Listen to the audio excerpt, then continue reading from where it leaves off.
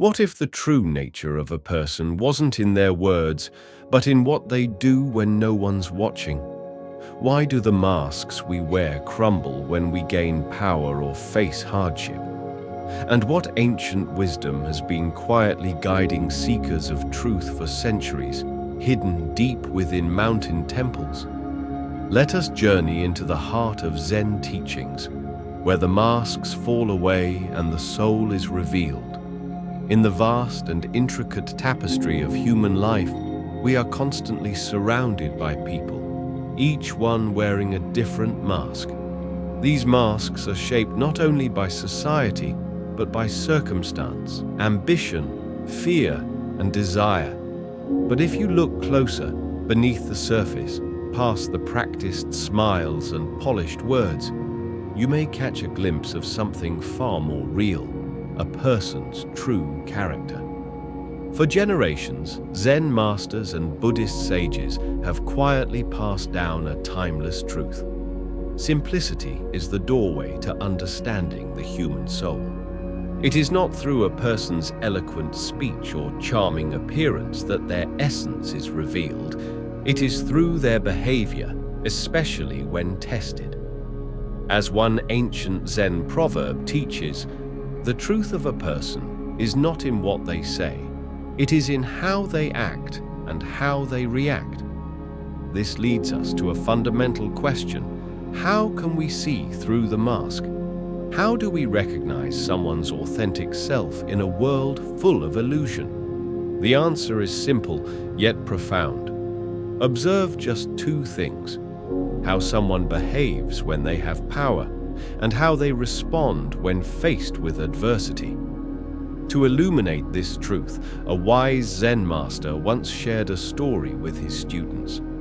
It was a quiet morning in a secluded monastery, nestled deep in nature's stillness. The disciples sat cross-legged, listening intently as the wind rustled through the trees. The master, a man known for his deep clarity and calm presence, began to speak. There was once a traveler, he said, a seeker who longed to understand the truth of human nature. He journeyed far and wide, meeting countless people along the way. And yet, his heart remained troubled, for he could not distinguish between the masks people wore and their true selves. Eventually, the traveler reached a distant mountain where a reclusive sage was said to live. The sage, renowned for his wisdom, welcomed the traveler with compassion and attentiveness. After listening to his dilemma, the traveler asked, "Master, how can I truly know a person's character? Their words deceive, their appearance misleads. What should I look for?" The sage smiled gently and replied, "Watch for just two things: how they act when they hold power, and how they react when hardship strikes. These moments peel away the mask, revealing who they really are." To bring this to life, the sage offered two examples. Imagine a man who suddenly gains authority, the sage began. If he is kind at heart, he will use that power to uplift and serve others. But if he is selfish, the same power becomes a tool for control. Power itself does not corrupt, it reveals. The sage then told of two leaders. The first, a young man who inherited command, began with grand promises of fairness. But soon, his true nature emerged. He grew arrogant, demanded constant praise, punished anyone who disagreed, and surrounded himself with sycophants.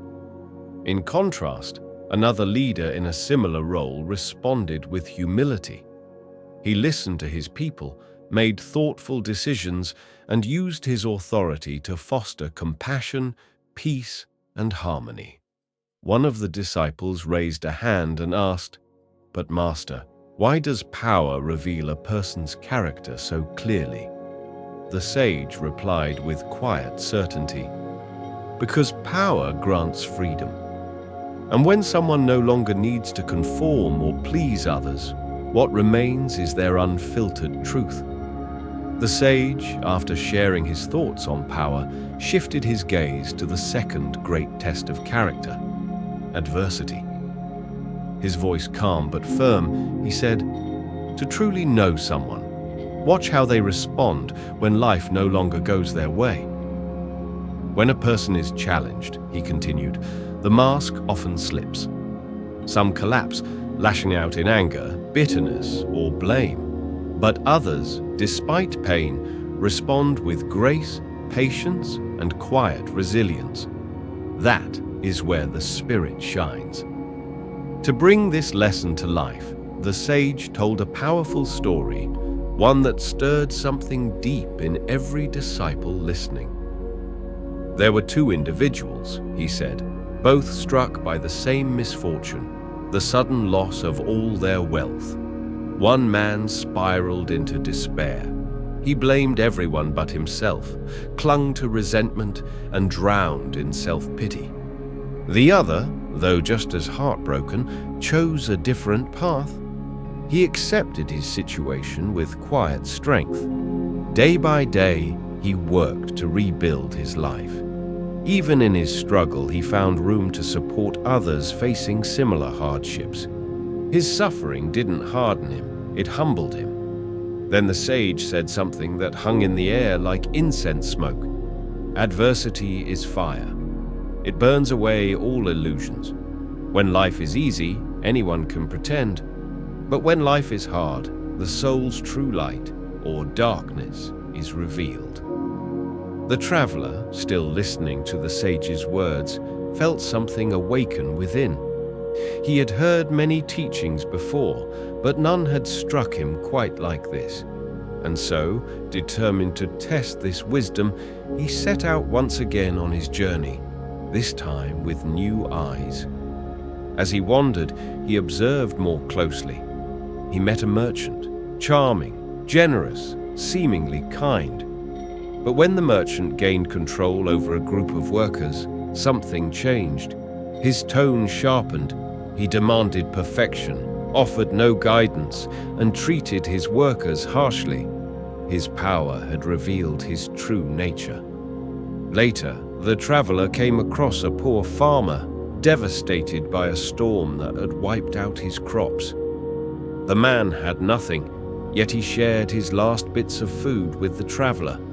With gentle eyes, he said, "Hardship teaches us to grow stronger through kindness." In that moment, the traveler saw it clearly. Power and adversity were like mirrors, reflecting the unfiltered essence of the soul. Years passed. Eventually, the traveler returned to the mountain. His heart was wiser, his mind quieter. Standing once more before the sage, he bowed and said, "Master, your teaching has transformed my understanding of people. By observing how they behave in power and how they respond to hardship, I have seen their true faces." The sage nodded slowly, a serene smile forming. "Remember," he said, "this wisdom is not for judgment, it is for understanding. When you see a person's truth, you can move through life more wisely. You can embrace those who bring light and gently step away from those who do not." And with great clarity, he summarized the teaching in 3 simple insights. First, power reveals desire. Power doesn't change a person, it exposes what already lives in their heart. A virtuous soul uses it as a tool for good, while a selfish one wields it for control and self-interest. Second, adversity reveals strength. In hardship, the surface crumbles. A strong spirit remains calm, wise, and compassionate. A weak one blames, resents, and falls into darkness. As the sage said, "The lotus blooms in the mud, but its purity is only revealed in the sunlight." Third, observation without judgment. Zen does not ask us to judge, but to see, to witness with awareness, and without clinging to labels. For it is in quiet observation that truth unfolds naturally. This echoes a simple Zen principle. The leaf floats upon the surface of the water. It does not sink, nor does it fight the current. It adapts. It observes. It lets go when needed. Over the years, the traveler carried the sage's teachings like a lantern in his heart. Everywhere he went, he observed, not to criticize, but to understand. And in that understanding, he found a quiet power, the ability to coexist peacefully, even with those who were difficult to love. He had learned that recognizing someone's true character was not about exposing their flaws. It was about knowing how to walk wisely in the world. As time passed, others began to seek his guidance. One day, a young seeker came to him, eyes filled with concern. "Master," the seeker asked, "how can I protect myself from people whose true character may be harmful? How do I avoid being hurt by those who wear kind masks but harbor unkind hearts?" The traveler smiled and replied with a gentle story. Once, there were two birds. One was a mighty eagle, soaring high above the mountains, strong, fierce, and proud. The other was a sparrow, small, humble, and content with the quiet joys of life. The sparrow admired the eagle's strength, but knew it could never follow the same path. So instead of trying to compete, or fearing the eagle's power, the sparrow simply built its nest in a place the eagle could never reach, a sanctuary of safety and peace. He paused, letting the image settle. "In life, you may not be able to change others," he said softly, "but you can always choose where to build your nest. Surround yourself with those who uplift you, and gently distance yourself from those who disturb your peace." The young seeker nodded slowly, the lesson sinking in. It was not about judging others harshly, but about protecting one's own serenity. The traveler continued sharing what he had learned, not just with words, but with the way he lived. He emphasized that the art of observing character was not just for reflection, it was a guide for wise action. He offered 4 key insights. 1. Choose wisely. Build relationships with people whose actions, especially when in power, are grounded in humility, and whose reactions during hardship show patience and strength. 2. Protect your peace. If you recognize someone's character as harmful, don't stay out of obligation or fear. Set clear boundaries. Let go of relationships that drain your energy or make you question your values. 3. Be a reflection of strength. Just as you observe others, know that others are observing you. Strive to be the person who shows kindness in authority and calm grace in adversity. Let your life be the teaching. 4. Practice compassion. Even when you encounter flaws in others, remember, we are all evolving. Let your understanding lead to empathy, not hostility. Every person is walking their own path. As his reputation grew, the traveler, now a teacher himself, would often return to the mountain to visit the old sage who had once set him on this path. On one such visit, the sage, now older but just as clear-eyed, offered one final piece of wisdom. "Do not stop at observing others," he said. "Turn this mirror inward. Ask yourself, how do I act when I have power? How do I respond when life challenges me?" The greatest journey is not in decoding the hearts of others, but in meeting your own soul face to face. That day, the traveler understood more deeply than ever.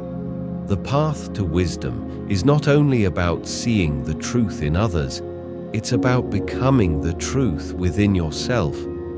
As the sage said, the greatest journey is inward, asking ourselves how we respond when tested. This reflection is not meant to burden us, but to serve as a compass, a guide that leads us to live more wisely and more compassionately. Zen and Buddhist philosophy teach us one timeless truth. Life is a mirror. When we observe others, we gain insight into the world. But when we observe ourselves, we move closer to awakening. This awareness becomes our inner compass. It helps us navigate the complex web of relationships, decisions, and emotions that define the human experience. The teachings are not simply ideas, they are tools for living, breathing wisdom in action. As the story came to a close, the disciples gathered around the Zen master sat in thoughtful silence. The soft rustle of wind through the trees and the distant call of a bird were the only sounds in the monastery courtyard. But within their hearts, something profound had shifted. They realized this teaching was not just a story to remember, it was a way of life to embody. A lens through which to see not only others more clearly, but also themselves. The master slowly rose, his robes whispering against the stone floor. With calm eyes and a steady voice, he offered his final words. Do not rush to judge, for judgment clouds true understanding. Observe without attachment. Act with wisdom. And in the silence of your heart, you will come to know the truth. Not just of others, but of yourself. He paused, letting the words land like gentle raindrops on still water. This is the way of the Zen mind. This is the path to peace. One by one, the disciples bowed deeply. Their hearts were full, not of answers, but of awareness. They left the monastery not with heavy minds, but with light in their steps, carrying the wisdom like a lantern to guide them through the maze of human connection. And thus, the teaching lived on, not as mere philosophy, not as doctrine, but as a living practice, a way to look beyond surface appearances, a way to understand the human spirit, a way to live with presence, clarity, and compassion. Thank you for joining us on this journey. If this story touched your heart, please consider supporting our channel. Click subscribe to join Buddhism Seeds. Tap the notification bell so you won't miss the next video. And don't forget to like, share, and leave a comment. We'd love to hear your thoughts or what kind of wisdom you'd like us to explore next. See you in the next reflection. Until then, may peace walk with you.